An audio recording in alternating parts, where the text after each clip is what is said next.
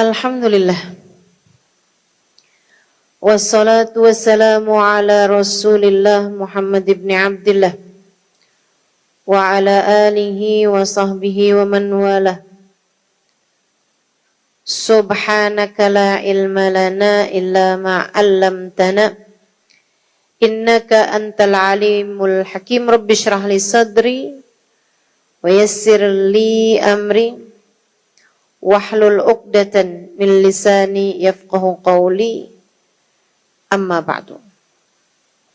Para syarifah, para ibu nyai, pimpinan-pimpinan pondok pesantren, pimpinan-pimpinan majelis ta'lim, para ustadzah, kita doakan semoga selalu dalam limpahan rahmat ridha Allah SWT, dalam lindungan dan bimbingan Allah SWT, serta tentu saja semua yang hadir di majelis ini, baik ibu-ibu, kakak-kakak, adik-adik, anak-anak, yang semoga semuanya dirahmati Allah, disayang Allah, dibahagiakan Allah, disayang Rasulullah, disyafaati Rasulullah Sayyidina Muhammad sallallahu alaihi wasallam, insyaallah.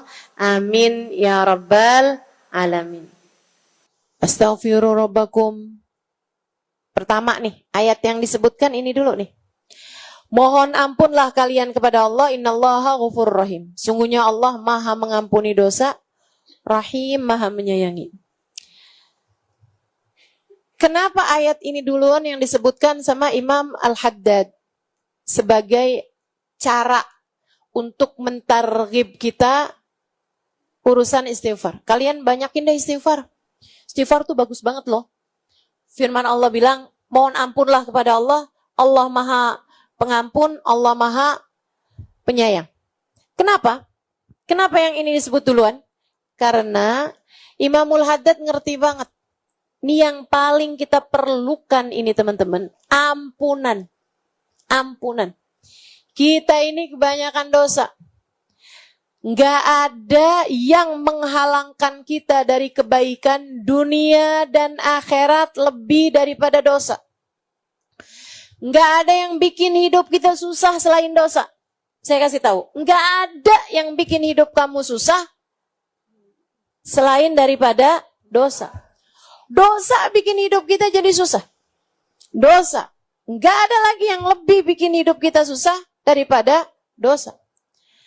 Dosa yang kita perbuat bikin hati jadi sumpek. Dosa yang kita perbuat bikin perasaan jadi berantakan. Dosa yang kita perbuat bikin kita terhalang rezeki yang berkah. Dosa yang kita perbuat bikin hati suami jadi nggak condong sama kita. Dosa yang kita perbuat bikin anak-anak kita kehilangan respek sama kita. Dosa yang kita perbuat bikin kita jadi nggak disayang sama hamba-hambanya Allah. Dosa yang kita perbuat bikin urusan-urusan kita jadi ruwet. Dosa yang kita perbuat.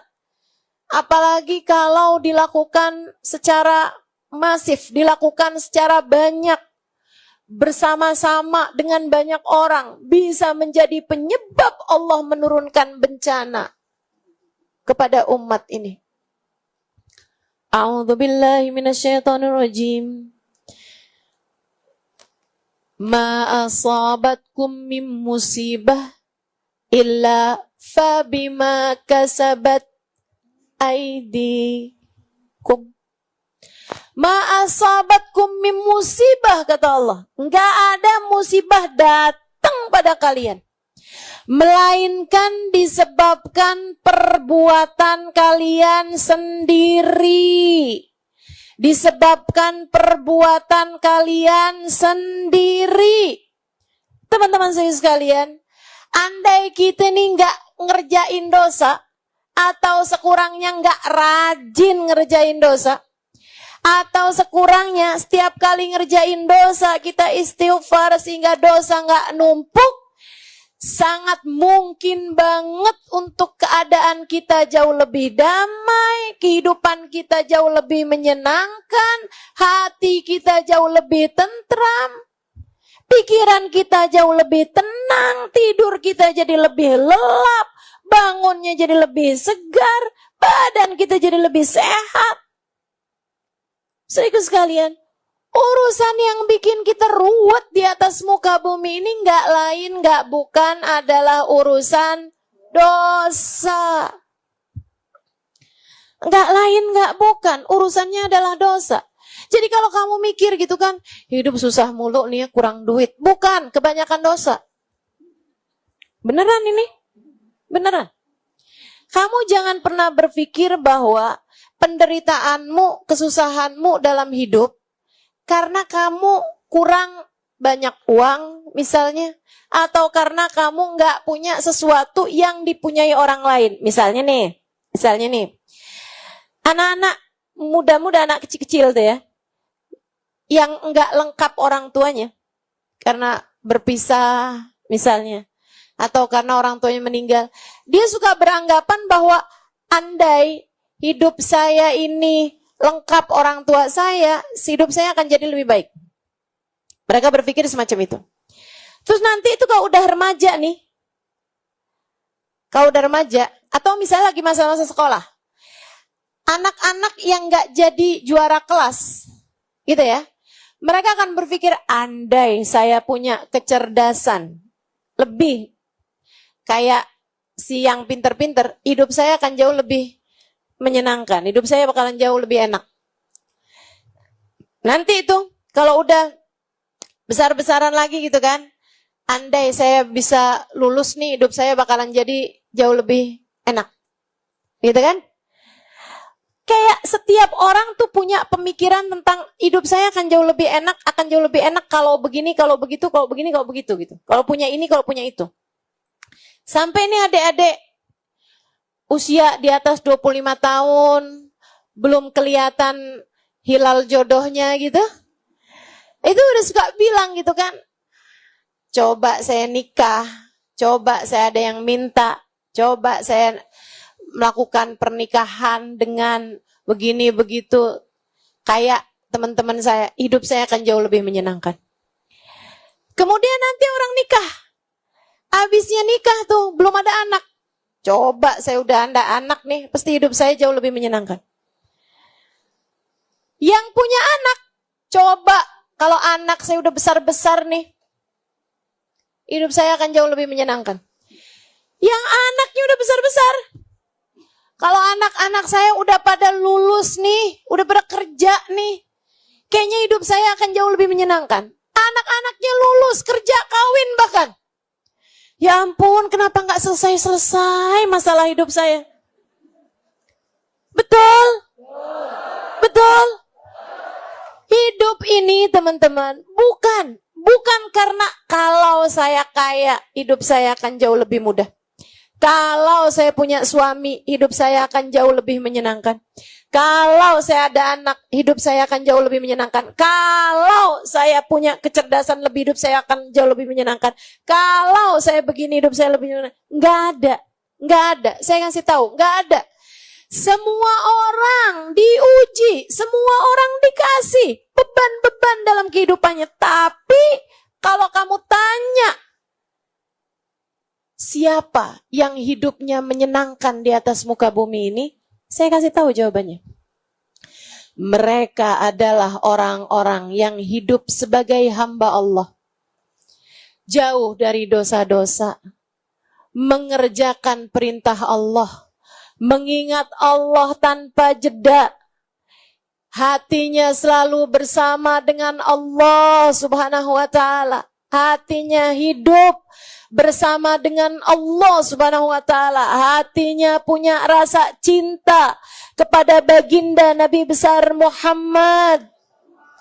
Saudariku sekalian, mereka yang seperti itu hidupnya paling menyenangkan. Itu sebabnya kenapa para sahabat mengatakan kepada Nabi Muhammad, ya Rasulullah, kami ini Rasul, kenapa ya? Bawaan kami kepengen di masjid mulu bersama denganmu, wahai Rasulullah. Enak, senang, kayak di surga Rasul bersama denganmu. Kami kalau pulang nih Rasul, di rumah gak betah. pengennya kayak di masjid aja bersama denganmu, wahai Rasul. Katanya Nabi Muhammad SAW, kalian, kalau keadaan kalian ketika di rumah seperti keadaan kalian ketika bersama denganku, kalian akan bertemu para malaikat. Kehidupan yang sangat-sangat menyenangkan. Teman-teman sekalian, di masa hidupnya para sahabat, nih ya, buat gambaran. Di masa hidupnya para sahabat, apakah mereka hidup berlimpahan harta? Tidak. Di masa hidupnya para sahabat, apakah nggak ada yang sakit? Banyak. Di masa hidupnya para sahabat, apakah nggak ada orang yang berada dalam kesulitan? Banyak. Pergi perang, kakinya patah. Pulang perang dalam keadaan sakit, nggak bisa ngapa-ngapain, punya anak-anak kecil. Istri-istri ditinggalkan perang oleh suaminya dan kemudian pulang hanya tinggal nama, harus menafkahi anaknya sementara mereka nggak punya pekerjaan dan seterusnya. Kondisi masyarakat yang jauh dari kategori bahagia, dari kriteria bahagia tuh nggak kumpul, teman-teman saya sekalian. Tapi faktanya tak ada siapapun bunuh diri di masa hidupnya Nabi Muhammad. Nggak ada. Nggak ada yang bunuh diri sekaligus nggak ada satupun sahabat yang mengalami depresi. Nggak ada. Pernah dengar ada sahabat gila? Nggak ada. Nggak ada, saudariku sekalian. Belum musim kali ya Ustazah? Enggak. Gila bukan soal musim. Bunuh diri juga bukan soal musim, nggak ada musimnya, saudaraku sekalian. Saya sering ke negara tetangga, Singapura. Saudaraku sekalian, taraf hidup lebih tinggi dari kita, biaya hidup lebih tinggi dari kita, kemampuan hidup lebih tinggi dari kita, belajar, pendidikan, sekolah lebih tinggi daripada kita. Mereka rata-rata lulusan apa? Gitu ya. Mereka rata-rata S1, S2. Kan begitu? Nah, kalau di iniin rata-rata nih di Indonesia kebanyakan S2 bakwan 5.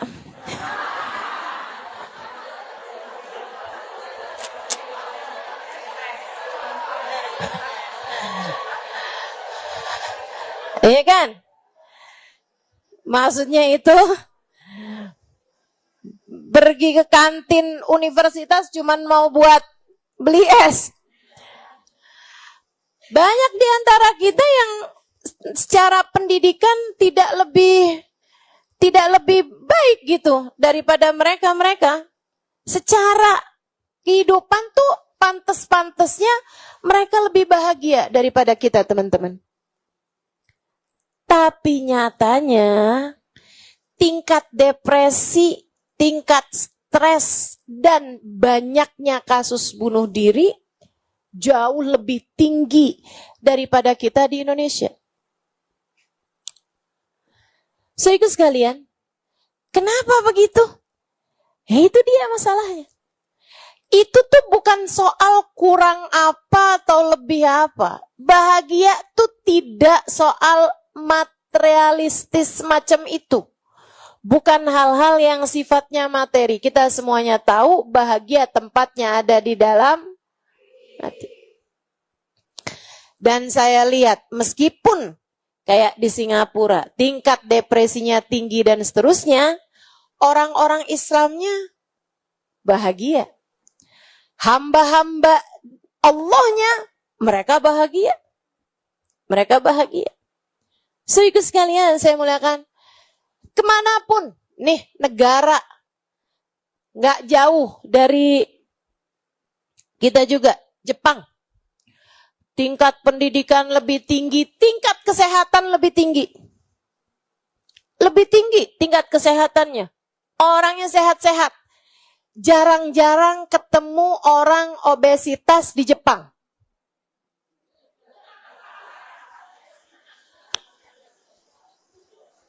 Saya langsung ukur badan ini. Ukur badannya teman-teman. Jalan mulu mereka tuh kan. Pada sehat-sehat. Teman-teman saya sekalian. Dalam banyak hal kita memang perlu mencontoh mereka. Tapi saya kasih tahu juga. Kematian yang sangat banyak terjadi di Jepang adalah kematian dalam keadaan sendirian.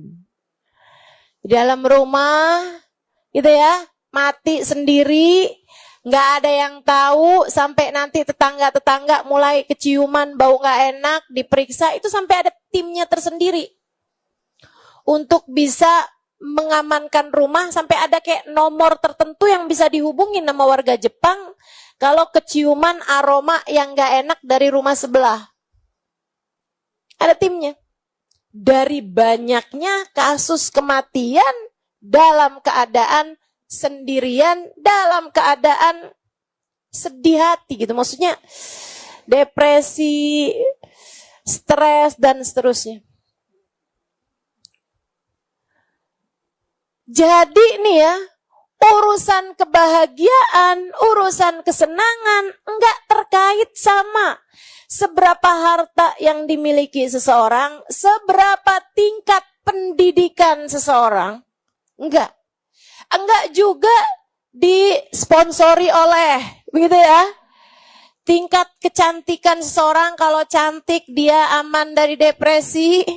Depresi adalah untuk yang kurang-kurang. Enggak ada kayak begitu. Enggak ada kayak gitu. Terus dari apa? Dari apa? Hati yang bahagia tuh yang kayak gimana? Hidup yang menyenangkan tuh yang seperti apa? Allah Subhanahu wa Ta'ala udah kasih tahu, ketika ada kesulitan dalam kehidupanmu, musibah dalam hidupmu, hal-hal enggak enak dalam hidupmu terjadi disebabkan karena perbuatan dosamu sendiri. Disebabkan perbuatan dosamu sendiri. Jadi Bu, kalau kamu lagi ngerasa, kok anak-anak nih gak dengerin saya yang ngomong.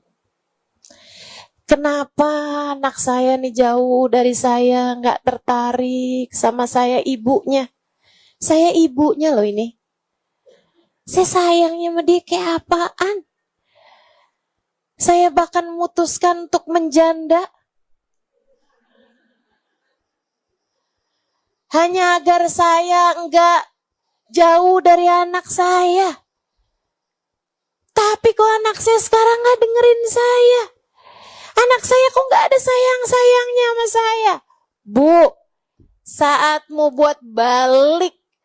Kamu sudah punya cukup dosa hingga memalingkan hati anakmu darimu. Beneran Ustazah kayak gitu sebabnya? Iya. Saya akan lebih percaya firman Allah daripada ucapan siapapun.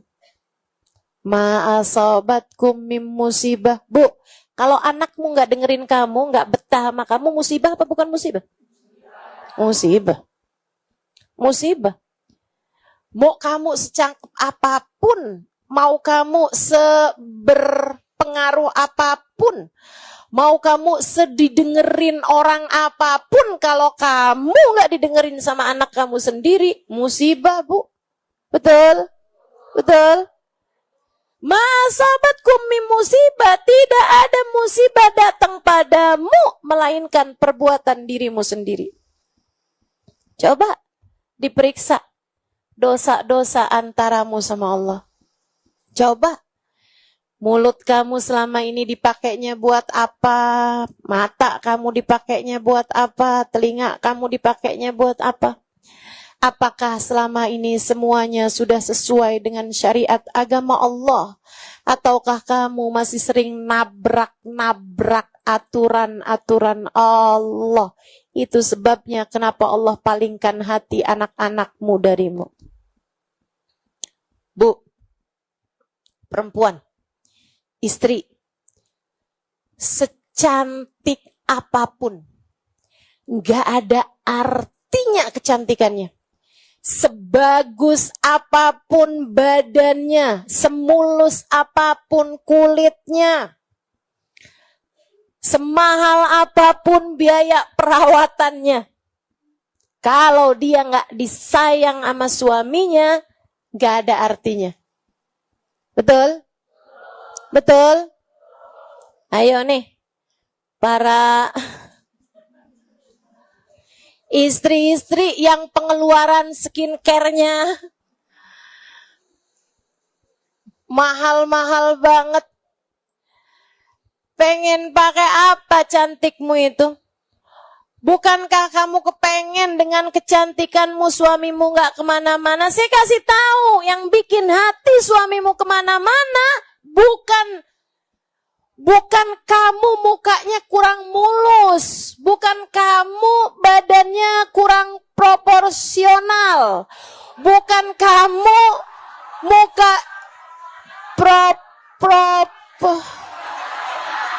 bener lagi, ya ampun.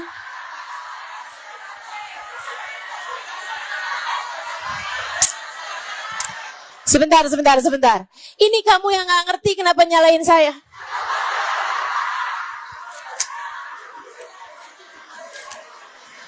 Itu sebabnya kenapa saya kalau ngajar bahasa saya emang gak pernah agak tinggi-tinggi gitu, Bu. Saya takut ibu-ibu gak ngerti. Giliran saya ngomong bener aja disalah-salahin. Sampai saya jadi ragu-ragu.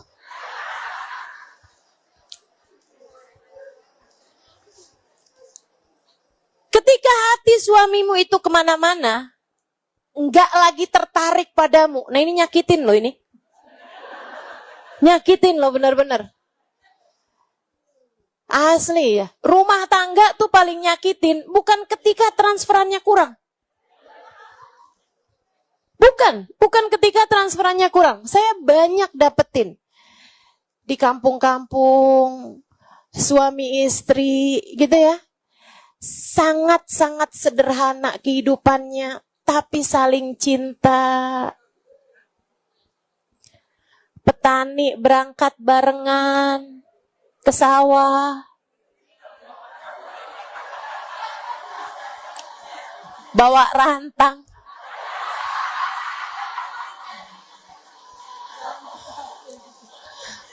Maksud saya emang pernah tahu kehidupan kayak begitu. Bu, saya orang Indramayu. Banyak sawah di Indramayu, banyak sawah. Nah, saya anak kampung, saya tahu persis kehidupan orang-orang di kampung.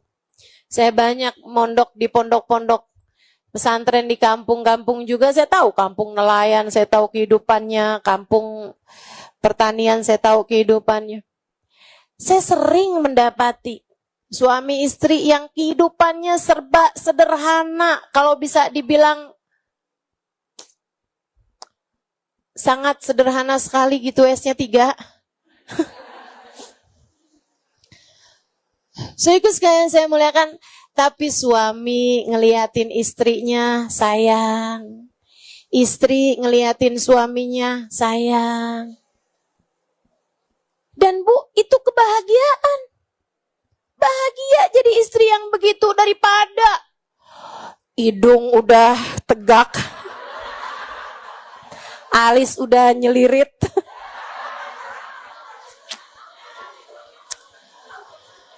Ya Allah, Bu. Bibir udah disulam. Ada kerutan sedikit aja tanam benang. Tarik benang. Waduh. Repot bener urusan muka, repot bener urusan timbangan.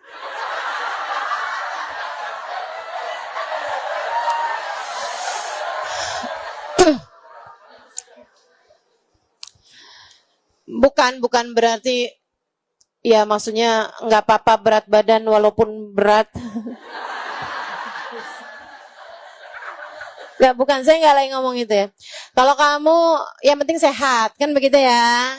Nah bagian dari mensyukuri nikmatnya Allah, jangan kemudian berat nambah lagi nih, nggak apa-apa. Kata Ustazah Halimah. Ya gitu juga.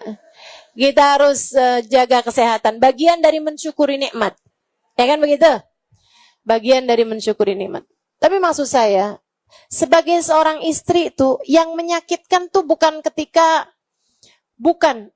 ketika misalnya suamimu tidak bisa mengajakmu akhir tahun kayak beginian buat jalan-jalan ke luar negeri, bukan.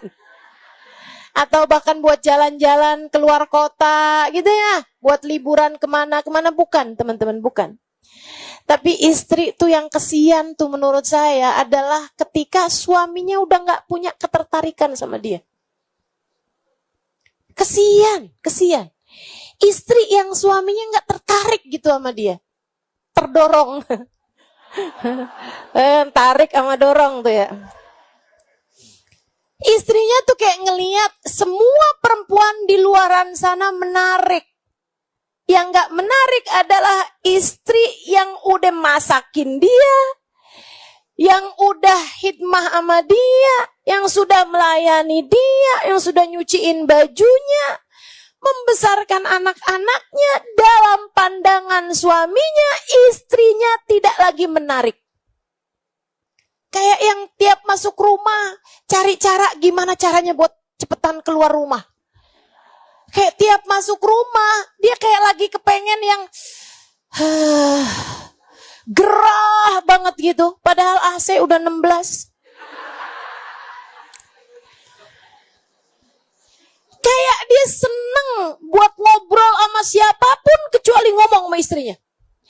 Kayak dia tuh kepengen buat ketemu sama siapapun kecuali istrinya. Kesian banget yang jadi istrinya. Asli kesian banget yang jadi istrinya. Betul? Sedih saya lihatnya. Mudah-mudahan jangan ada di antara kita yang kayak begitu. Nggak ada artinya disayangin sama semua orang kalau nggak disayangin sama suami sendiri. Betul? Nggak ada artinya dicintai sama banyak orang kalau nggak dicintai sama suami sendiri. Betul? Nggak ada artinya punya followers jutaan kalau nggak di-follow sama suami sendiri.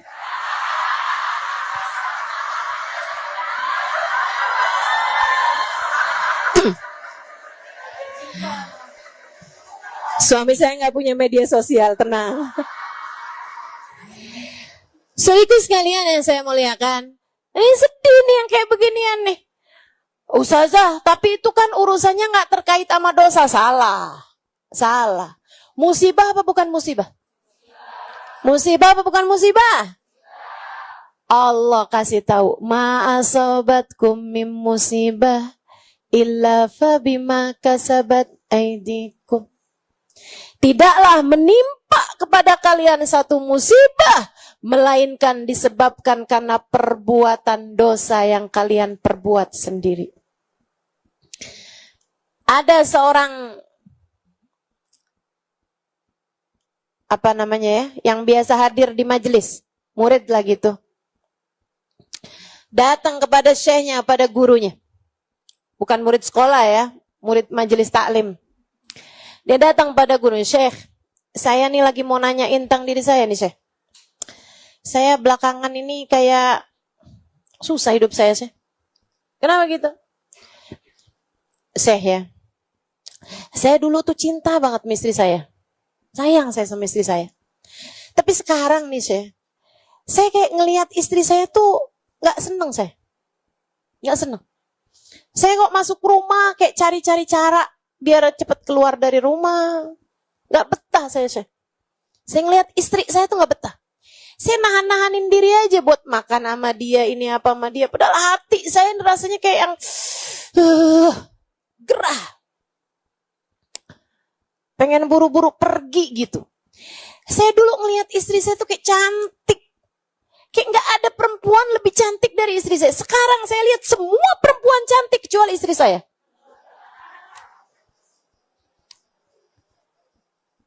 Syekhnya nanya, tunggu dulu nih. Kamu udah nikah berapa lama? 7 tahun, Syekh. Oke, baik. Apakah sekarang istri kamu itu berubah mukanya mungkin nggak rawat badan, jadinya ada banyak bisul di muka.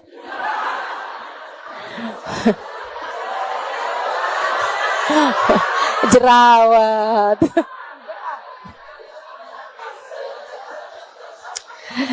Jerawat kan kecil ya, saya mau kayak hiperbola aja gitu. Maksudnya apakah istri kamu tuh nggak ngerawat badan, nggak ngerawat muka gitu, jadinya nggak enak dilihat? Enggak sih, istri saya tetap kayak dulu. Apakah istri kamu itu nggak ngerawat badannya sehingga nggak lagi menarik di pandanganmu gitu? Enggak sih. Ya, dan naik-naik sekilo 2 kilo, tapi sih nggak masalah. Karena memang sebenarnya juga emang ya kayak dulu aja sih sebenarnya. Nggak ada masalah sama hal itu. Apakah istri kamu nggak menjaga penampilan? Pakai daster, robek-robek sana sini. Begitu ya? Kalau dibilangin, kok kamu kayak gitu sih bajunya? Enak adem. Adem yang make, gerah yang lihat. Nih saya kasih tahu aja mak-mak nih. Yang pada punya suami ya. Kamu harus jaga penampilan kamu gitu. Apakah istri kamu itu nggak merawat aroma tubuhnya? Masak-masak, mau bawa bau ini itu apa segala macem. Nggak mandi seminggu. Akan saya lagi hiperbola ini ceritanya. Misal gitu kan. Karena itu juga bikin orang ilfil loh Bu. Iya katanya. Suami hilang feelingnya ya, hilang rasanya gitu kan. Kalau istrinya kayak begitu. Kata suaminya ini, enggak, Syekh.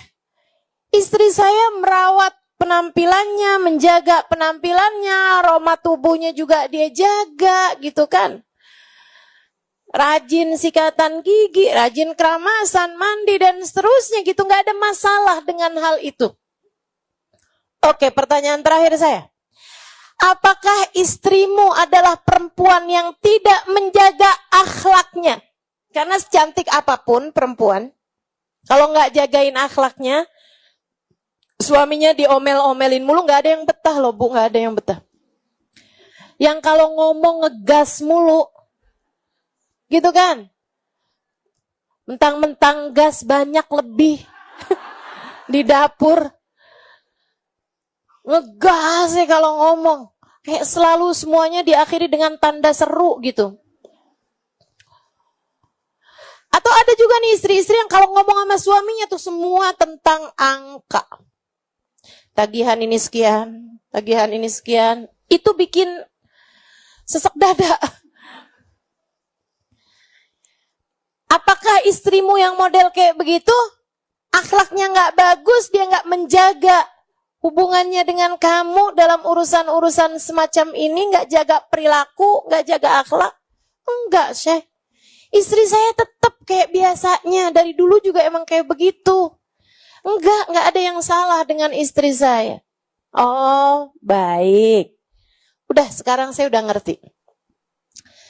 Apakah kamu di masa-masa terakhir, bulan-bulan terakhir ini, seneng ngeliat perempuan-perempuan yang tidak halal bagimu secara langsung ataupun lewat layar HP-mu?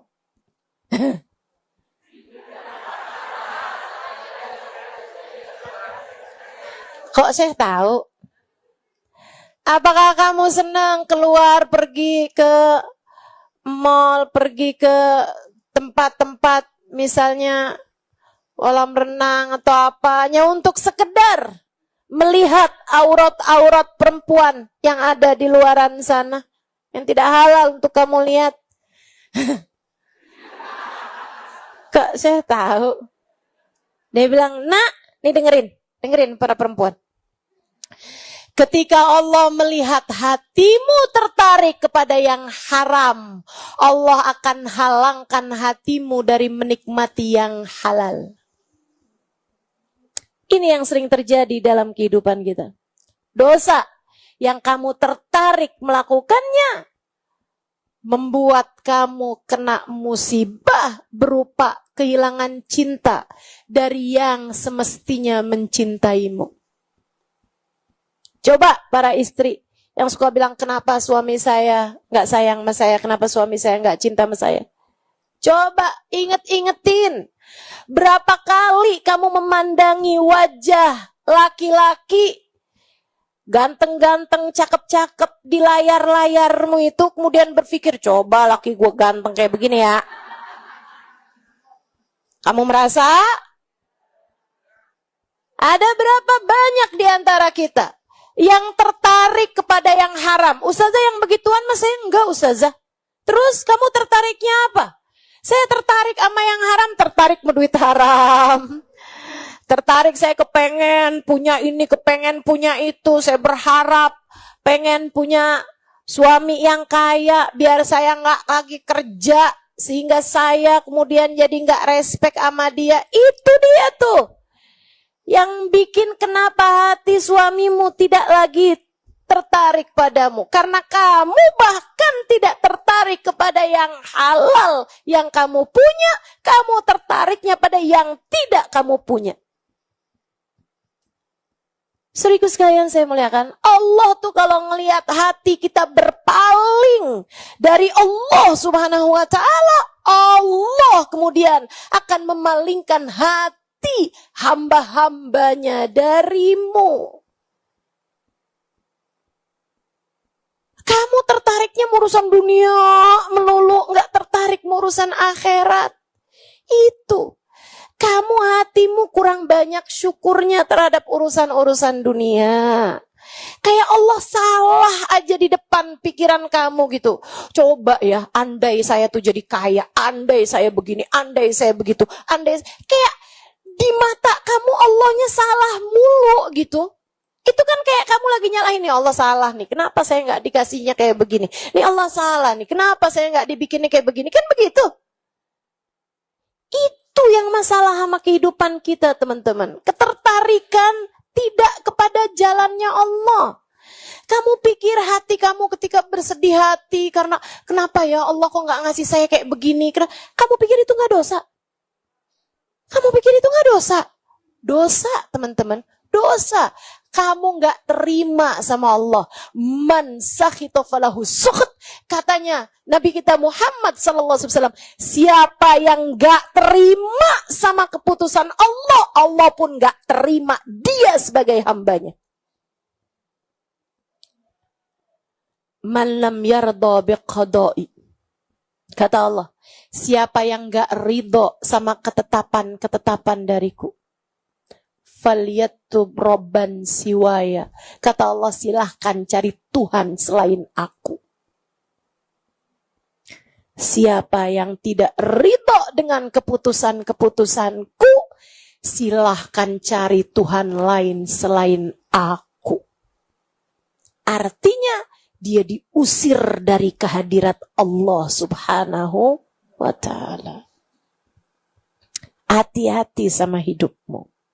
Hati-hati. Yang ridho sama Allah, yang jauh dari dosa-dosa, akan bikin Allah ridho, Allah cinta, Allah sayang, dan Allah akan menjadikan hati hamba-hambanya condong, sayang, cinta padamu. Anak-anakmu sayang, suamimu sayang, orang tuamu sayang, saudara-saudarimu sayang, anak-anak sayang, teman-temanmu sayang, orang di sekelilingmu sayang. Kenapa? Hatimu condongnya kepada Allah. Ketika Allah lihat hati hambanya berpusat kepada Allah Subhanahu wa ta'ala, ngadep sama Allah Subhanahu wa ta'ala, saudariku sekalian yang saya muliakan, maka Allah akan turunkan rahmatnya. Dari rahmat itulah kemudian menjadikan rahmat yang turun menjadikan orang-orang di sekelilingmu, hamba-hamba tercinta di sisimu, semuanya sayang padamu. Betah sama kamu. Anak-anak betah, sayang, cinta. Kepengennya selalu bisa bersama. Ketika sedang bersama denganmu, Bu, anak-anakmu. Ketika sedang bersama denganmu, seneng liatin muka kamu. Sambil bilang, Mama sehat-sehat ya, Ma.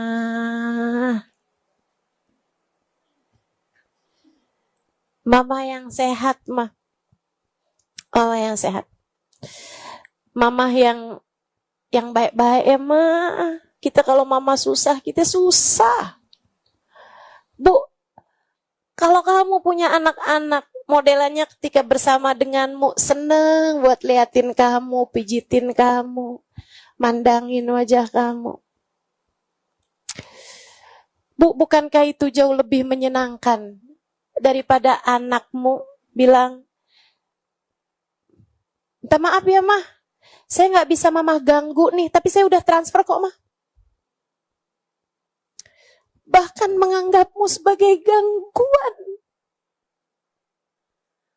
Bahkan menganggapmu sebagai gangguan. Bukankah itu menyakitkan? Ayolah. Dunia ini teman-teman. Ini saya baru lagi bahas dunia nih. Belum lagi di akhirat. Dosa bikin kamu hidupnya gak bahagia. Dosa bikin kamu hidup gak bahagia. Nah sekarang masalahnya kita ini kan udah terlanjur punya dosa. Walaupun nih kita kepengen nih ke depan biar kita nggak lagi ngerjain dosa, nggak lagi tertarik sama dosa, biar tertariknya sama Allah SWT. Tapi kan yang udah terlanjur nih gimana ceritanya nih? Kita takutnya kita dikasih musibah, kita dikasih kehidupan yang nggak enak di atas muka bumi ini disebabkan dosa-dosa yang telah berlalu dari kita. Gimana caranya? Biar dosa yang kita udah punya nggak bikin hidup kita sengsara ke depannya. Tidak menghalangkan kita dari kebahagiaan yang kita inginkan. Ketenangan hati, kebahagiaan hati yang kita harap-harapkan. Maka Allah bilang, wastaghfiru rabbakum innahu kana ghafurur rahim. Wastaghfirullah innallaha ghafurur rahim. Dosa-dosa kamu yang udah berlalu, mohon ampunlah kepada Allah. Taubatlah kepada Allah dan mohon ampun kepada Allah. Innallaha ghafurur rahim. Sesungguhnya Allah Maha Pengampun atas dosamu, Rahim. Sesudah Allah ampuni, Allah akan sayangi kamu. Enak benar jadi orang Islam? Enak benar jadi orang Islam. Kita nggak perlu permintaan pengakuan dosa, usah. Nggak perlu datang ke orang mengakui dosa-dosa kita, nggak usah. Bukan itu yang diperlukan. Terus gimana Ustazah? Antaramu sama Allah. Kamu nggak perlu bongkar-bongkar aibmu atau aib siapapun di hadapan hamba Allah. Bahkan kepada Nabi Muhammad pun tidak. Nggak ada orang yang jadi penghalang perantara antaramu sama Allah. Urusan dosa. Cakep banget gak tuh? Urusan dosa. Biarkan jadi masalah antaramu sama Allah Subhanahu wa ta'ala. Kamu gak perlu pengakuan dosa kepada siapapun. Gak perlu. Tidak kepada suamimu, tidak kepada anak-anakmu, tidak kepada siapapun teman-teman. Dosa hanya antaramu sama Allah. Dosa hanya antaramu sama Allah. Menangislah kepadanya dengan sungguh-sungguh. Menangislah kepadanya dengan sungguh-sungguh. Datanglah di pintunya dengan sungguh-sungguh. Kemudian katakan, ya Allah, Hamba-Mu yang selama ini kabur dari-Mu datang padamu ya Allah. Bukakan untukku pintu-Mu. Ampunilah aku ya Allah. Ya Allah, aku sebagai pendosa malu datang padamu. Tapi jika tak datang, kapan ceritanya aku menjadi bersih? Bukankah tak ada yang bisa membersihkanku dari dosa-dosaku selain Engkau? Ampuni aku ya Allah. Ampuni aku ya Allah. Ampuni aku ya Allah. Ampuni aku ya Allah. Saya ingat Kak Linda. Ada satu jamaah saya, maksudnya yang biasa hadir di majelis saya ya. Di Tanah Abang. Saya punya pengajian di Tanah Abang. Ibu-ibu kan kalau Tanah Abang kayak pasar aja ya Bu ya. Ada pengajian saya Bu di situ juga. Iya, dulu di rumah ya. Sekarang di Darul Aitam. Waktu awal-awal saya bikin pengajian di situ tuh ada salah satu ibu-ibu namanya Bu Linda. Rajin banget datang. Terus dia suka nanya sama saya gitu. Dia suka datang tuh sebelum waktunya majelis. Pulangnya juga gitu, suka agak mundur dari waktu majelis gitu. Terus dia nanya, macem-macem. Ternyata dulunya perempuan yang kurang terjaga lah hidupnya. Kerja pabrik minuman keras kalau nggak salah. Kehidupan yang jauh dari agama gitu. Hingga kemudian dia bertaubat, hingga kemudian dia hadir majelis, hingga kemudian begitulah. Sering banget nanya, Ustazah, boleh gak sih kayak begini. Ntar kalau saya bilang boleh, alhamdulillah, Ustazah saya gak salah. Ntar kalau saya bilang gak boleh tuh Kalinda, haram tuh Kalinda kayak gitu. Haram ya Ustazah. Ya Allah Ustazah, astagfirullah, ya Allah, astagfirullah, saya gak ngerti ya Allah, ampuni saya ya Allah, gitu. Sering banget ngomong begitu. Pindah rumahnya ke Bekasi. Rumahnya kayak di bagian warisan bagaimana. Walhasil akhir pindah ke Bekasi. Saya udah mikirnya Bekasi, Tanah Abang. Oh gak ngaji nih udah pasti. Ternyata ngaji. Heran aja saya. Lah Kalinda bukan dipindah? Iya Ustazah. Apa pasti minta antar Ustazah sama suami saya pagi-pagi. Suami saya emang kerjanya di Jakarta Ustazah. Jadi saya minta anterin dulu. Jadi saya datangnya dari pagi Ustazah jadinya. Pengajiannya berhabis duhur.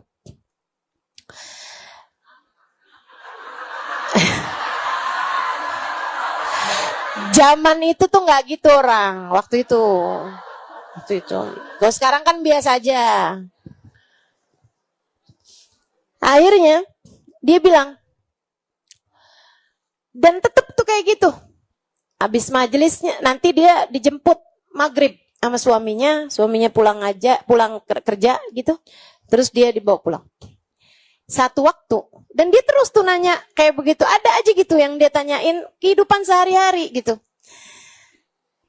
Sampai akhirnya, dan dia tuh sering banget, kalau saya nerangin apa gitu kan, dia baru tahu bahwa itu salah, dia baru tahu bahwa itu dosa. Itu paling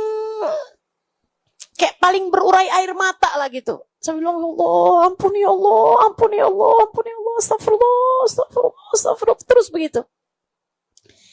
Satu waktu, saya dengar dia kecelakaan. Jadi Jakarta itu lagi bikin pembatas busway.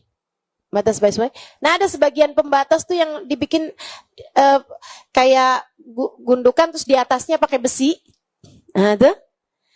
Jadi dari atas jembatan itu suaminya nggak tahu kalau di bawahnya itu ada itu.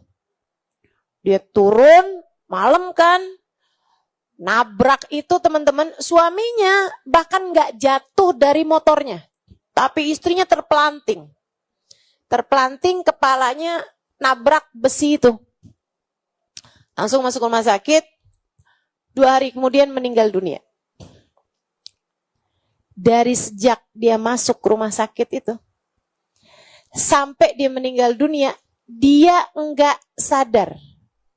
Tapi mulutnya enggak berhenti bilang astagfirullah, astagfirullah, astagfirullah, astagfirullah, sampai meninggalnya. Yang cerita dokternya. Dokternya waktu teman saya ini takziah, teman saya nengokin dia masih hidup ya di rumah sakit, tapi udah kritis gitu. Dokternya bilang gitu, ini siapa ya? Dari awal masuk rumah sakit sampai sekarang mulutnya nggak berhenti bilang astagfirullah, astagfirullah, astagfirullah. Dia nggak sadar apa-apa, nggak ingat apa-apa, dia nggak nyebut apa-apa. Nggak nyebut namanya, nggak nyebut nama suaminya, nggak nyebut nama anaknya, nggak nyebut siapa-siapa. Yang dia sebut cuman astagfirullah, astagfirullah, astagfirullah, astagfirullah. Hidupnya penuh dengan istighfar. Kita ini kan udah terlanjur banyak dosa kita. Kalau nggak kita banyakin istighfar, minta ampun sama Allah SWT, apa kira-kiranya yang jadi ngepantesin dosa kita? Kalau bukan istighfar tuh kira-kira apa? Kayak dosanya banyak, pantesnya juga istighfarnya banyak, bukan? Astaghfirullah, innallaha ghafurun rahim. Allah Maha mengampuni, Allah Maha menyayangi. Wa qala ta'ala li rasulihi sallallahu alaihi wasallam. Dan Allah SWT berfirman kepada Rasulnya, baginda kita, Sayyiduna Muhammad, yang enggak punya dosa. Enggak punya dosa. Allah pesan kepada beliau, wastaghfir li dzambik walil mu'minina wal mu'minat. Muhammad, labbaik ya Rabb, mohon ampunlah kamu li dzambik, untuk dosamu, walil mu'minina wal mu'minat, mohonkanlah ampun untuk umatmu, hamba-hambaku yang beriman, baik laki-laki maupun yang perempuan. Disuruh Nabi Muhammad untuk memohonkan ampun untuk kita. Alhamdulillah, enak bener kita. Istighfarnya kita dibantuin. Bukan hanya sama diri kita nih, kita mohonkan ampun. Tapi juga Nabi Muhammad udah diperintahkan sama Allah. Muhammad, kamu istighfarkan dosamu. Ya Allah, saya kan gak ada dosa. Lil mu'minin wal mu'minat. Mohonkanlah ampun untuk hamba-hambaku, umatmu yang beriman, laki-laki maupun perempuannya. Asik. Udah dibantuin kita? Bantuin. Yang jalanin ini bukan cuma Nabi Muhammad, tapi wali-walinya Allah Subhanahu wa ta'ala. Di timur, di barat. Mereka di waktu malamnya sibuk beristighfar buat orang-orang yang beriman. Ubabah Khadijah binti Syekh Abu Bakar bin Salim, ketika ditanya oleh salah satu kawan saya, Ustaz Ubabah ini bisa kayak deket banget gitu loh sama Allah. Apa sih amalan yang Ubabah kerjain gitu, sampai kayaknya Allah tuh cinta banget sama Ubabah. Itu teman-teman, saya ketika memandang wajahnya Ubabah Khadijah sampai sekarang saya masih kebayang-bayang mukanya. Itu saat saya memandangnya, saya ngerti hadis Nabi Muhammad yang mengatakan alladzina idza ru'u dzukirallah. Ketika Nabi Muhammad ditanya, Rasul, cirinya kekasih Allah tuh yang kayak gimana? Nabi Muhammad menjawab, alladzina idza ru'u dzukirallah. Orang-orang yang saat kamu memandang wajahnya akan mengingatkanmu kepada Allah. Saya saat memandang wajah Hubabah Khadijah, salah satu dari wali-walinya Allah yang punya nasab keturunan sambung sama Syekh Bakar bin Salim, min banat Syekh Bakar bin Salim. Beliau, teman-teman sekalian, kita pandang wajahnya, langsung ngingetin kita sama Allah. Itu orang luar biasa, bener luar biasa banget. Mereka selalu mengingat Allah sampai kita lihat mukanya aja langsung ingat sama Allah. Ini sama kayak kita kalau ngelihat mukanya penyanyi langsung ingat sama lagunya, kan begitu? Ya kan? Kamu kalau lagi lihat mukanya pemain bola, yang kebayang pasti bukan masakan. Pasti bola. Kan begitu? Orang tuh apa yang ada di dalam hati tuh emang tampak di wajah, teman-teman sekalian. Saya ketika mandang wajahnya Hubabah Khadijah, langsung tuh, ya Allah. Nggak perlu ngaji kitab banyak-banyak, teman-teman. Nggak perlu tuh buka kitab atau bahkan baca nggak perlu. Lihat aja mukanya tuh ibadah, paling ibadah. Wajah mereka mengingatkan kita kepada Allah. Wajah mereka mengingatkan kita kepada Allah Subhanahu wa ta'ala. Saya buat mengingatkanmu kepada Allah harus buka kitab. Kitabnya Imamul Haddad yang saya ceritakan harus hamba-hambanya yang soleh-soleha. Segitunya belum tentu mengingatkanmu kepada Allah. Tapi mereka para walinya Allah Subhanahu wa ta'ala, mereka nggak perlu ngomong, mereka nggak perlu ngapa-ngapain, mereka nggak perlu doa, mereka nggak perlu apa-apa, duduk aja. Air mata saya banjir, teman-teman. Ya Allah, orang-orang yang memang betul-betul dengan hanya memandang wajah mereka mengingatkan kita kepada Allah. Hubabah Khadijah. Salah satu kawan saya tanya, Hubabah, bisa Hubabah kayak meraih derajat tinggi di sisi Allah gitu? Itu Hubabah, apa sih amal ibadah Hubabah tuh? Dulu orang kalau ke Hadramut pasti kan, ya sampai sekarang, pasti ke Inat. Ziarah ke makamnya Syekh Bakar bin Salim. Nah orang kalau ke Inat dulu kayak dianggap gak sah kalau belum berziarah ke tempatnya Hubabah Khadijah. Nggak laki, nggak perempuan. Nggak laki, nggak perempuan. Semuanya berdatangan ke rumahnya Hubabah Khadijah. Untuk sekedar mendapatkan nasihat, atau untuk sekedar mendapatkan doa, bahkan untuk sekedar lihat aja deh mukanya, udah lihat aja. Dari kuatnya beliau, kekuatan zikir, kekuatan hati yang ngadep berpusat pada Allah Subhanahu wa ta'ala. Sehingga sekalian, teman saya nanya, kenapa kok bisa Hubabah jadi Hubabah Khadijah gitu maksudnya? Dengan sedemikian kekuatan hubungan dengan Allah Subhanahu wa ta'ala. Beliau bilang, nak, saya baca istighfar. Berapa banyak Hubabah? Nggak ngitung. Tapi saya mulainya, nak, dari habis selesai sholat isya, ba'diyah isya, witir sebagian, makan. Dia bilang, habis itu saya mulai itu. Sedia air sama 5 kurma. Saya mulai baca. Astaghfirullah lil mu'minin wal mu'minat. Astaghfirullah lil mu'minin wal mu'minat. Astaghfirullah. Dari hati. Ya Allah, ampunin orang beriman, yang laki-laki, yang perempuan, ampunin orang beriman, ampuni umatnya Nabi Muhammad, yang laki-laki, yang perempuan. Ampunin ya Allah, ampunin ya Allah.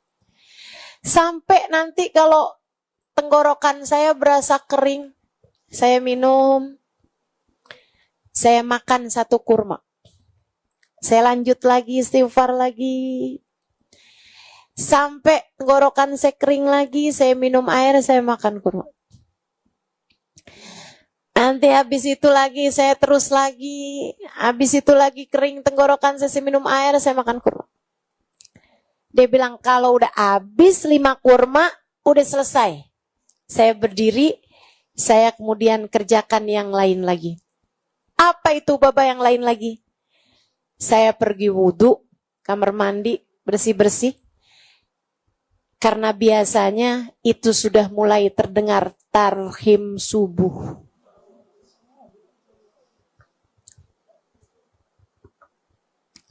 Hamba tercinta di sisi Allah. Makanya kita nih jadi umat Islam nih, emang umat Nabi Muhammad, beruntung kita.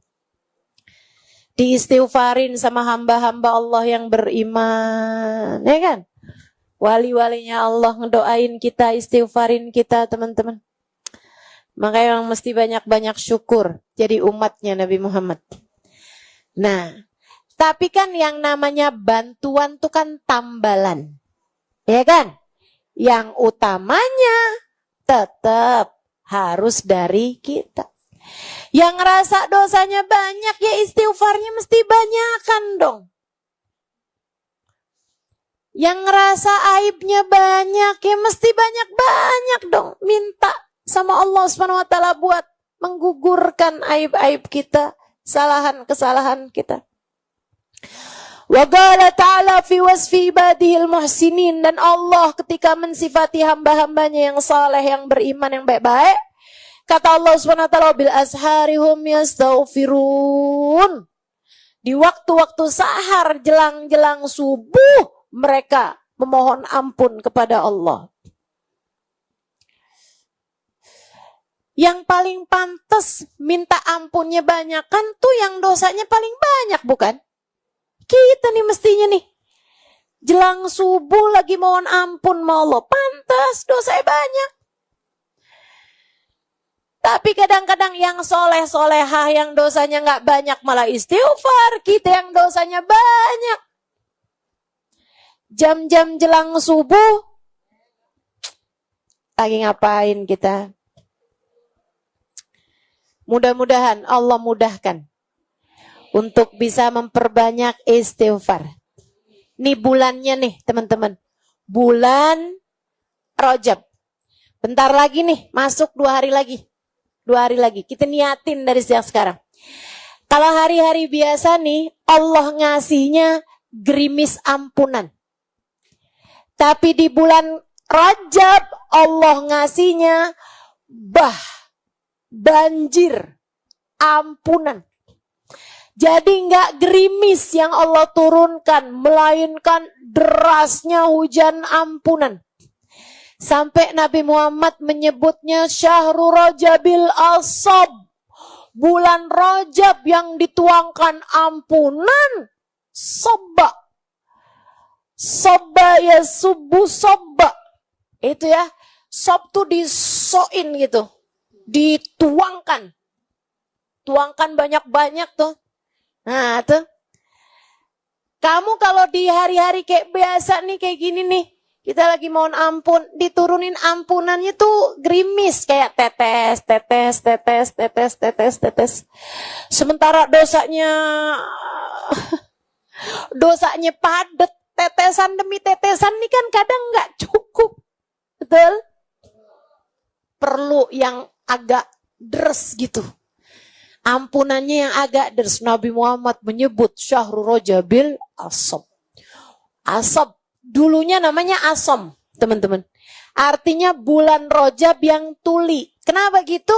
Karena di bulan Rajab perang-perang berhenti. Kesepakatan masyarakat Arab zaman tersebut kalau datang bulan Rajab berhenti semuanya tuh. Berhenti tuh.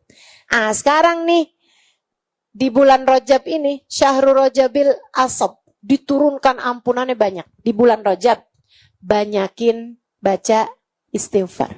Apa yang dibaca Ustazah? Habis subuh, habis maghrib. Angkat tangan, begitu langsung, habis salam sholat. Assalamualaikum warahmatullahi wabarakatuh. Assalamualaikum warahmatullahi wabarakatuh. Allahumma ufirli warhamni wa tub alayya. Allahumma ufirli warhamni wa tub alayya. Allahumma ufirli warhamni. Sambil tengadah tangan. Berapa banyak? 70 kali pagi, 70 kali sore hari. Ya, langsung habis selesai salam sholat sebelum baca zikiran yang lain kalau bisa. Nah nanti habisnya itu baru baca zikiran yang lain. Bukan berarti selama bulan Rajab istighfar aja yang dibaca, enggak. Zikiran-zikiran yang biasanya astagfirullah, Allahumma antas salam minkas salam, semuanya juga dibaca, tapi sesudah istighfar yang 70 kali. Enggak dalam semua waktu sholat, tapi hanya untuk khusus subuh sama insya. Selebihnya di waktu-waktu yang lain selama bulan Rajab banyakin baca istighfar, terutamanya Sayyidul Istighfar. Allahumma la ilaha illa anta khalaqtani wa ana abduka wa ana ala ahdika wa wa'adika mastata'tu.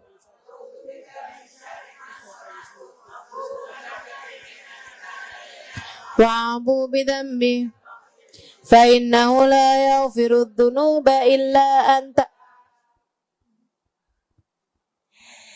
Banyakin baca istighfar di bulan Rajab. Nah itu kalau kamu bisa kerjain selama sebulan penuh, selama bulan Rajab, abis subuh sama abis maghrib, baca istighfar itu 70 kali.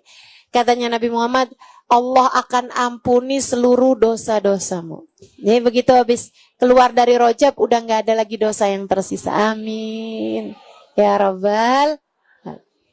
Bismillah, kita kerjain. Insya Allah. Itu bulan Rajab ya. Selain daripada banyakin puasa bulan Rajab. Mau puasa juga kan ngapusin dosa. Banyakin puasa. Kalau bisa banyak-banyak bagus. Tapi kalau kamu adalah seorang istri yang suamimu masih aktif, belum habis masa kadaluarsanya, nah itu kamu nggak boleh banyak-banyak puasa sunnah, nggak boleh, ya, nggak boleh. Tapi untuk yang nggak punya suami atau suaminya lagi di luar kota atau suaminya sudah tidak aktif, kalau itu bagus untuk banyakin puasa. Lah kan mesti jelas ini ya, syariat agama ini mesti jelas. Jangan sampai kemudian, maaf ya bang, ustazah nyuruh kita banyakin puasa bulan Rajab. Salah ntar saya, gitu ya. Kemudian teman-teman sekalian, bulan Rajab banyakin puasa. Sekurangnya 3 hari deh gitu. Kemis, Jumat, Sabtu. Ambil salah satu dari Kemis, Jumat, Sabtu di salah satu dari bulan Rajab. Kan ada 4 mestinya, ya kan? Nah, ambil tuh salah satunya dari Kemis, Jumat, Sabtu di bulan Rajab. Kemudian hidupkan malamnya. Nah, kalau bicara menghidupkan malam artinya dengan ibadah ya. Itu teman-teman sekalian, sekurangnya kita tambahin ibadah-ibadah tertentu di malam-malam ini gitu. Semua malam, maksudnya enggak 2 malam aja. 1 malam pertama Rajab yang adalah malam Ahad nanti, malam Minggu besok ya. Sama yang keduanya malam 27 Rajab. 2 malam tersebut hidupkan dengan ibadah. Apa aja tuh? Itu tadi, banyakin istighfar, sholat sunnahnya tambahin, bacaan Qur'annya tambahin, kalau bisa tambahin dengan sholat tasbih. Ya, sebab katanya Nabi Muhammad kepada pamannya, paman, maukah kamu aku ajarkan sesuatu yang kalau kamu lakukan diampuni seluruh dosa-dosamu, paman? Yang lalu-lalu diampunin semuanya dosa-dosanya. Kemudian Nabi sesudah pamannya bilang, bala ya Rasulullah, tentu wahai Rasul ajarkan saya. Nabi ngajarin sholat tasbih. Habis selesai Nabi ngajarin sholat tasbih, Nabi Muhammad bilang, kalau engkau paman bisa kerjain setiap hari sekali, bagus paman. Kalau engkau nggak bisa ngerjain sehari sekali, sekurangnya seminggu sekali. Kalau engkau nggak bisa ngerjain seminggu sekali, sekurangnya sebulan sekali. Kalau engkau nggak bisa ngerjain sebulan sekali, sekurangnya setahun sekali. Bahkan ada satu riwayat mengatakan kalau engkau nggak bisa mengerjakannya setahun sekali, kerjakan seumur hidup sekali. Nah, kita nih, malam-malam kayak beginian nih, malam penting. Katanya Sayyidina Ali, salah satu di antara doa yang tidak akan ditolak Allah ada pada 5 malam, salah satunya adalah malam pertama di bulan Rajab. Bismillah.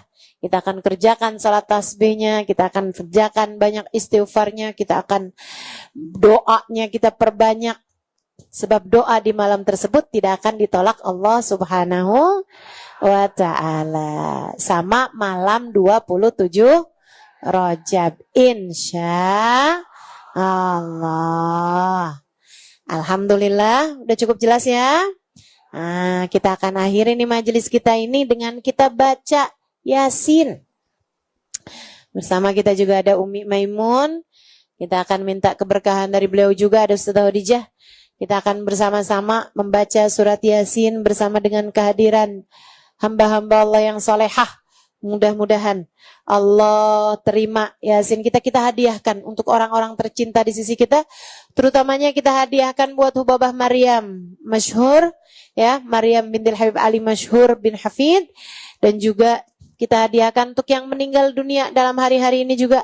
Ada namanya Raguan binti Habsyi, anaknya Habsyi Maula Khelah,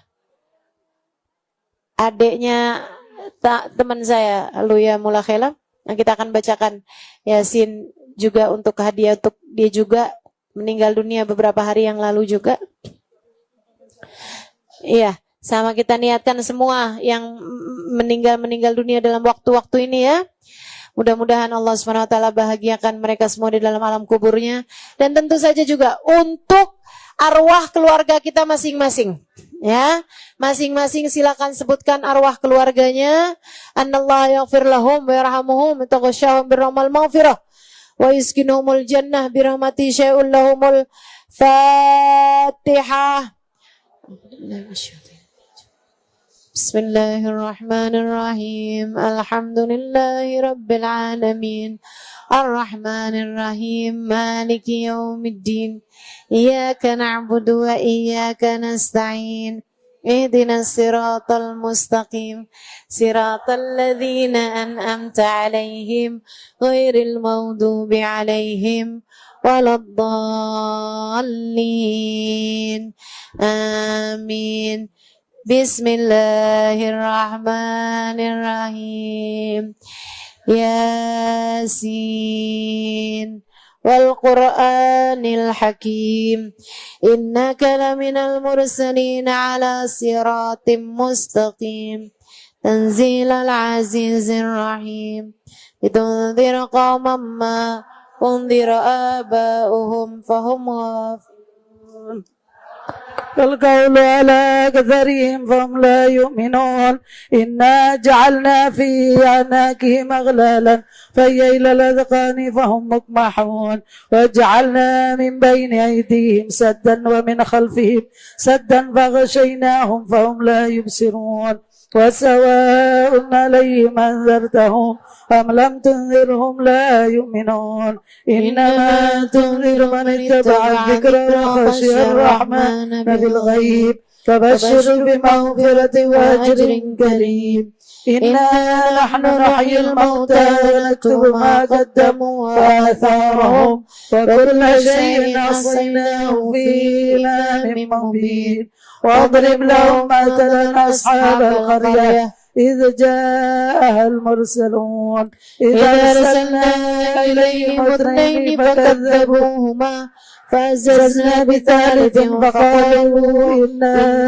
إليكم مرسلون قالوا ما أنتم إلا بشر مثلنا وما أنزل الرحمن من شيء إن أنتم إلا تكذبون قالوا ربنا يعلم إنا إليكم لمرسلون وما علينا إلا البلاغ المبين قالوا إنا تطيرنا بكم لئن لم تنتهوا لنرجمنكم وليمسنكم منا عذاب أليم قالوا طائركم معكم إن ذكرتم بل أنتم قوم مسرفون وجاء من أقصى المدينة رجل يسعى قال يا قوم اتبعوا المرسلين اتبعوا من لا يسألكم أجرا وهم مهتدون وما لي لا أعبد الذي فطرني وإليه ترجعون أتخذ من دونه آلهة إن يردني الرحمن بضر لا تغني عني شفاعتهم شيئا ولا ينقذون إني إذا لفي ضلال مبين إني آمنت بربكم فاسمعون قيل ادخلوا الجنة قال يا ليت قومي يعلمون بما غفر لي ربي وجعلني من المكرمين وما أنزلنا على قومه من بعده من جند من السماء وما كنا منزلين إن كانت إلا صيحة واحدة فإذا هم خامدون يا حسرة على العباد ما يأتيهم من رسول إلا كانوا به يستهزئون ألم يروا كم أهلكنا قبلهم من القرون أنهم إليهم لا يرجعون وإن كل لما جميع لدينا محضرون وآية لهم الأرض الميتة أحييناها وأخرجنا منها حبا فمنه يأكلون وجعلنا فيها جنات من نخيل وعناب وفجرنا فيها من العيون ليأكلوا من ثمره وما عملت أيديهم أفلا يشكرون سبحان الذي خلق الأزواج كلها مما تنبت الأرض ومن أنفسهم ومما لا يعلمون وآية لهم الليل نسلخ منه النهار فإذا هم مظلمون والشمس تجري لمستقر لها ذلك تقدير العزيز العليم والقمر قدرناه منازل حتى عاد كالأرجون القديم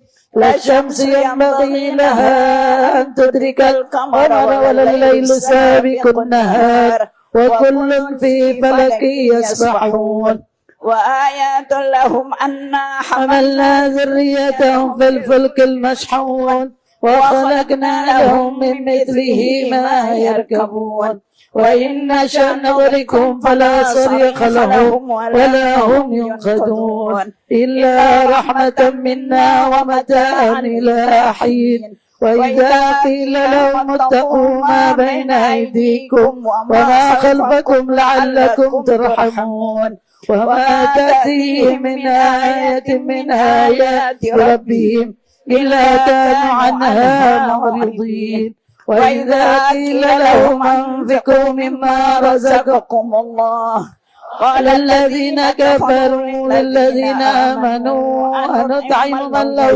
يشاء الله أتمه إن أنتم إلا في ضلال مبين ويقولون متى هذا الوعد إن كنتم صادقين ما ينظرون إلا صيحة واحدة تأخذهم وهم يخصمون فلا يستطيعون توصية ولا إلى أهلهم يرجعون ونفخ في السور فإذا هم من الأجداث إلى ربهم ينسلون قالوا يا ويلنا من بعثنا من مرقدنا هذا ما وعد الرحمن وصدق المرسلون إن كانت إلا صيحة واحدة فإذا هم جميعا لدينا محضرون فاليوم لا تظلم نفس شيئا ولا تجزون إلا ما كنتم تعملون إن أصحاب الجنة اليوم في شغل هم أزواجهم في ظلال على الأرائك متكئون لهم فيها فاكهة ولهم ما يدعون سلام قولا من رب رحيم وامتازوا اليوم أيها المجرمون ألم أعهد إليكم يا بني آدم ألا تعبدوا الشيطان إنه لكم عدو مبين وأن يعبدوني هذا صراط مستقيم ولقد ضل منكم جبلا كثيرا أفلم تكونوا تأكلون هذه جهنم التي كنتم توعدون اصلوها اليوم بما كنتم تكفرون اليوم نختم على أفواههم وتكلمنا أيديهم وتشهد أرجلهم بما كانوا يكسبون ولو نشاء لطمسنا على أعينهم فاستبقوا الصراط فأنى يبصرون فلو نشاء لمسخناهم على مكانتهم فما استطاعوا مضيا ولا يرجعون ومن نعمره ننكسه في الخلق أفلا يأكلون وما علمناه الشعر وما ينبغي له إن هو إلا ذكر وقرآن مبين لينذر من كان حيا ويحق القول على الكافرين أولم يروا أنا خلقنا لهم مما عملت أيدينا أنعاما فهم لها مالكون وذللناها لهم فمنها ركوبهم ومنها يأكلون ولهم فيها منافع ومشارب أفلا يشكرون واتخذوا من دون الله آلهة لعلهم ينصرون لا يستطيعون نصرهم وهم لهم جند محضرون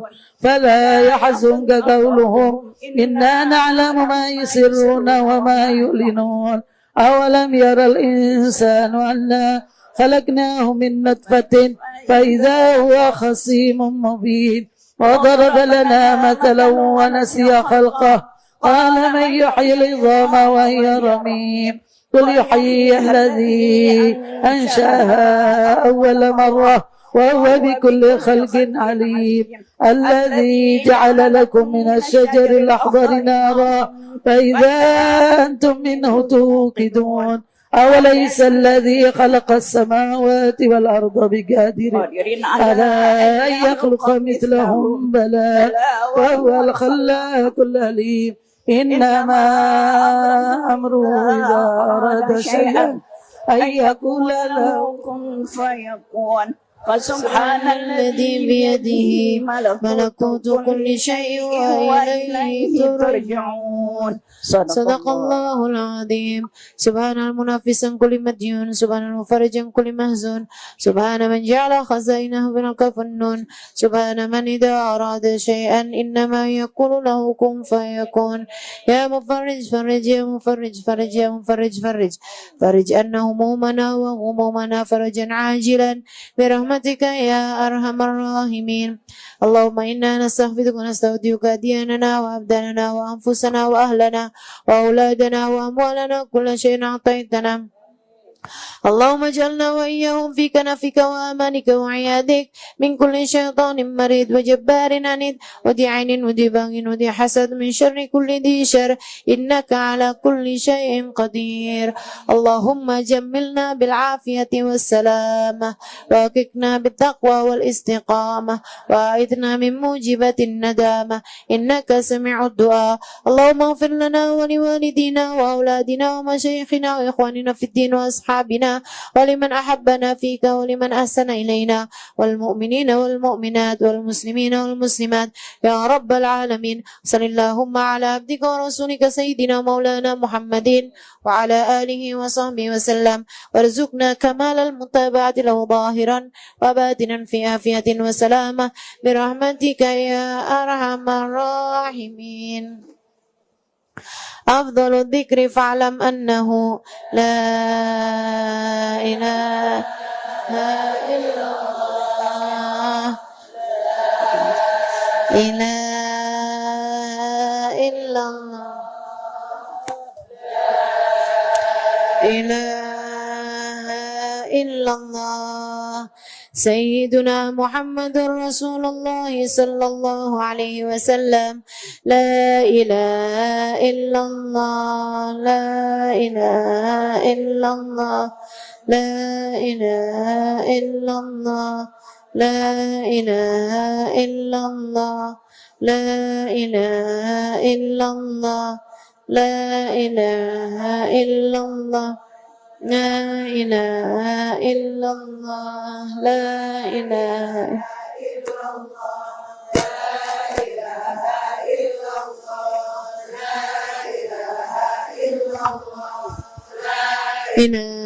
إلا الله لا إله إلا الله لا إله إلا الله لا إله إلا الله لا إله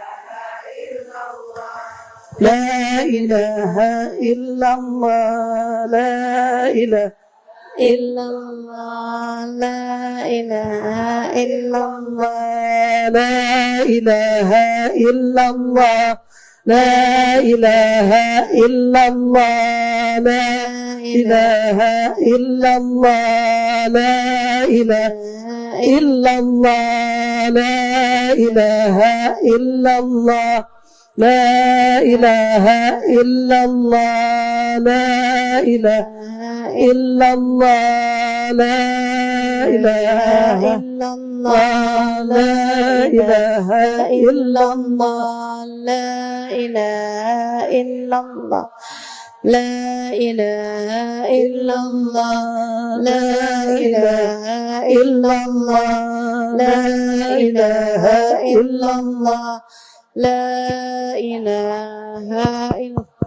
لا إله إلا الله, لا إله إلا الله, لا إله إلا الله لا إله إلا الله لا إله إلا الله, لا إله إلا الله, لا إله إلا الله لا إله إلا الله لا إله إلا الله.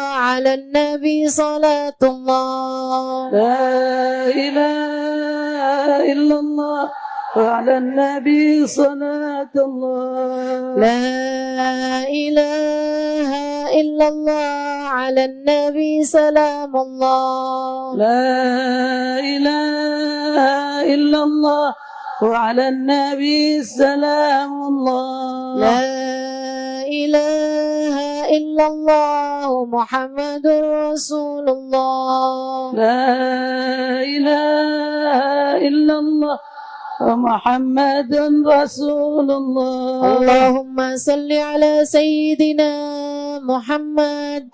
اللهم صل عليه وسلم. اللهم صل على سيدنا محمد. اللهم صل عليه وسلم. اللهم صل على سيدنا محمد.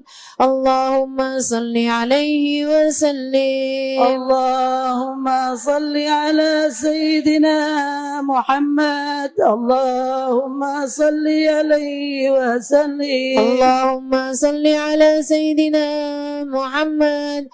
يا ربي صل عليه وسلم. اللهم صل على سيدنا محمد. يا ربي صل عليه وسلم. سبحان الله وبحمده. سبحان الله وبحمده. سبحان الله وبحمده. سبحان الله وبحمده. سبحان الله وبحمده. سبحان الله وبحمده. سبحان الله وبحمده. سبحان الله وبحمده. سبحان الله وبحمده. سبحان الله وبحمده. سبحان الله وبحمده. سبحان الله وبحمده. سبحان الله وبحمده. سبحان وبحمده. سبحان الله وبحمده. سبحان الله العظيم. سبحان الله وبحمده. سبحان الله العظيم. سبحان الله وبحمده. سبحان الله العظيم. سبحان الله والحمد لله ولا إله إلا الله والله أكبر. سبحان الله والحمد لله ولا إله إلا الله والله أكبر. سبحان الله والحمد لله ولا إله إلا الله والله أكبر سبحان الله والحمد لله ولا إله إلا الله والله أكبر نستغفر الله العظيم ونتوب إليه نستغفر الله العظيم ونتوب إليه نستغفر الله العظيم ونتوب إليه نستغفر الله العظيم ونتوب إليه نستغفر الله العظيم ونتوب إليه نستغفر الله العظيم ونتوب إليه نستغفر الله العظيم ونتوب إليه نستغفر الله العظيم ونتوب إليه نستغفر الله العظيم ونتوب إليه نستغفر الله العظيم ونتوب إليه نستغفر الله العظيم ونتوب إليه نستغفر الله العظيم ونتوب إليه اللهم صل على حبيبك سيدنا محمد وآله وصحبه وسلم اللهم صل على حبيبك سيدنا محمد وعلى آله وصحبه وسلم اللهم صل على حبيبك سيدنا محمد وعلى آله وصحبه وسلم اللهم صل على حبيبك سيدنا محمد وعلى آله وصحبه وبارك وسلم اللهم صل على حبيبك سيدنا محمد وعلى آله وصحبه وبارك وسلم أجمعين اللهم صل على حبيبك سيدنا محمد وعلى آله وصحبه وبارك وسلم أجمعين. الفاتحة وآية الكرسي وثلاثة من كل وآية المعوذتين إلى روحي خصوصا إلى روح وبابا مريم بنت الحبيب علي مشهور بن حفيد آمين. ثم إلى روح رجوان binti Habsyi Maula Khila ثم إلى روح. Sebutkan arwah keluarga masing-masing.